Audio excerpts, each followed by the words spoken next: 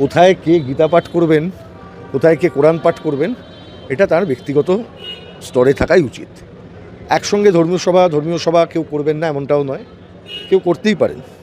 কিন্তু সমস্যাটা হয়ে যায় গীতা পাঠের আসর যদি রাজনৈতিক দরজার জায়গায় পরিণত হয়। সমস্যাটা হয়ে যায় যদি গীতা পাঠের আসর থেকে কোনো মানুষকে আপনি নিরামিষাশী না নিরামিষভোজী নন এই রকম ফারাক করার কোনো চেষ্টা করা হয়। আমরা যা দেখলাম, সাধারণ মানুষ সেখানে প্যাটিস বিক্রি করতে গেছেন, তাকে ধরে মারলো। কারা মারলো?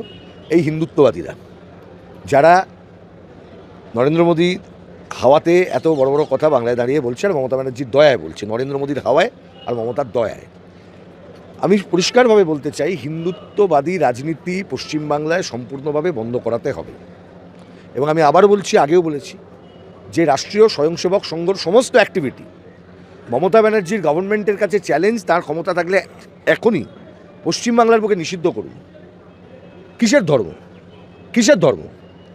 রাজনীতি করতে এসছো, ধর্ম নিয়ে এত কথা কি আছে? গরিব হিন্দুর ক্ষতি হলে বড়লোক হিন্দু বাঁচাতে আসে? নরেন্দ্র মোদীর বস আছে না আদানি, বাঁচাতে আসে? গরিব হিন্দুর ক্ষতি হলে, গরিব মুসলমানের ক্ষতি হলে বড়লোক মুসলমান বাঁচাতে আসে? কিসের ধর্ম? আগে অন্যর ব্যবস্থা করতে হবে, তারপর ধর্ম। বাকি ধর্ম ফেলে দিন ছুঁড়ে।